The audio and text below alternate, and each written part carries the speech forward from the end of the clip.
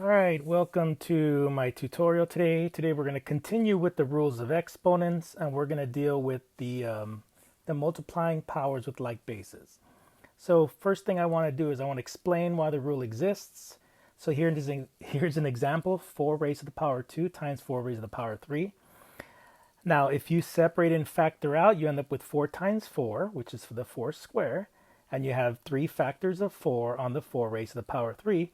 And then you can combine all your factors with your base of 4, and you end up with 5 factors of 4. So you end up with 4 raised to the power of 5, okay? And so then you can see like, oh, look at the exponents. Oh, and then you can see, hey, that we are adding the exponents. And that's the rule when you are multiplying powers that have the same base, okay? So it should make sense because multiplying is repeated addition. Remember that from elementary school? And so the rule, exponent rule for multiplication is any number raised to the power a times any number raised to the power b is going to equal n raised to the power of a plus b. Okay, now, of course, we're going to deal with negative. It's going to get a little tricky, so let's go ahead and get started. Here we have an example, 5 raised to the power negative 2 times 5 raised to the power 7. Now, the like base is 5. You can only use this rule if the bases are the same. I'm going to give you bases that are same because this is new. So we're going to combine our, kind of like combining like terms, but we're going to combine our like bases. And so then what you want to do is you want to write down the exponent. So you got 5 raised to the power of negative 2 plus 7. And then what you can do is you can just use war and peace. Are they at war? They're at peace. They're at war. Who wins the war? The 5. And by how many? I'm sorry, the positive. By how many? By 5. And so you end up with 5 raised to the power of positive 5, which is 5 raised to the power of 5. All right. Now, the rule for me is you're going to keep the base when you're multiplying like bases, and then you're going to use war and peace on your exponents. But of course, there's going to be some issues. Like, for example, here, 8 raised to the power negative 3 times 8 raised to the power negative 11. Okay? We're multiplying like bases, and that like base is 8, so you keep the base. And then you can use war and peace on the exponent. You got negative 3 and negative 11. Are they at war? They're at peace. Well, they're at peace, right? And so you end up with 8 raised to the power negative 14. But you have to remember from previous lessons that negative exponents are not allowed. They're not simplified. And you need to simplify always and forever. And so what you do is you move it to the denominator and you change the sign. Usually I say keep it, switch it, change it. But some people use that for other things in 6th grade. So we end up with 1 divided by 8 raised to the power 14 because 8 raised to the power negative 14 is equal to that. All right, let's go ahead and do some more examples. Here we have negative 1 raised to the power 3 times negative 1 raised to the power negative 5. Now the base is negative 1, correct? But we don't write it that way because the base is negative, so we have to include it in parentheses because once again, the negative sign is not affected by the exponent unless it's in parentheses. So you're going to keep the base. And then you use war and peace on the exponents. You got 3 and negative 5. They're at war. Who wins the war? Negative by how many? 2. And again, you can't have negative exponents. And so what do you got to do? You got to move it to the denominator and you change the sign. And so you end up with 1 divided by negative 1 raised to the power 2. And again, the parentheses have to go around it because the base is negative 1. All right, let's do another one, but with variables as the base. We got a raised to the power of negative 7 times a raised to the power of 10. Okay, you're multiplying like bases. You got a like base, which is a, and then you're going to use war and peace on the exponent. They're at war, they're at peace. They're at war. Who wins the war? The positive. By how many? By 3. And since you don't have any negative exponents, that's the final simplified version of that. You end up with a raised to the power of 3. Okay. And now let's go ahead and move on to dividing powers with like bases. Okay. And again, I want to show you where the rule comes from because you can understand it. So here's an example, 5 raised to the power 5 divided by 5 raised to the power 2. If we were to factor out the numerator, we'd have 5 factors of 5. Okay, so you end up with 5 times 5 times 5 times 5 times 5. Whew. And our denominator, you have a base of 5, and you have 2 factors of it, so you end up with 5 times 5. And if you were to simplify you can cross out your factors. If you have a 5 on the numerator, 5 in the denominator, you can cancel them out because they equal 1. And so 5 divided by 5 is 1, 5 divided by 5 is 1, and so you end up with 5 raised to the power of 3. And so then you can see, hey, look at the exponents. When you had 5 raised to the power 5 divided by 5 raised to the power 2, and you ended up with an exponent of 3, then you can see, hey, we are subtracting. You end up with 5 raised to the power of 5 minus 2. And it should make sense because elementary school, division is repeated subtraction. So when you're dividing powers with like bases, you're going to subtract them. And so the exponent rule is any number raised to the power a divided by any number raised to the power b is going to equal to n raised to the power of a minus b. Now, you guys know how I am. You guys know that I try to help you guys out. When it comes to division, though, I want you guys to use my dumbbells. And it is for a reason. The kids that don't use the dumbbells, they end up getting their signs wrong. What's the big deal? It's an extra step, but it will help you out. Okay, so let's do some examples.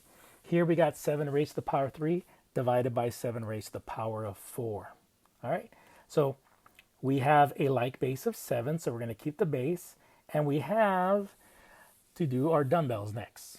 So you write your dumbbells because you're subtracting. You need to do this because it's going to mess up your double signs. You got to trust me on this. And so you fill in your dumbbells.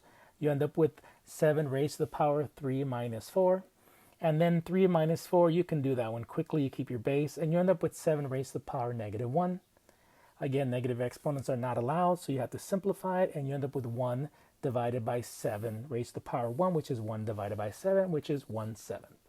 Here we have the next problem already written. It's 5 raised to the power negative 2 divided by 5 raised to the power negative 11. You are dividing like bases. Your base is 5.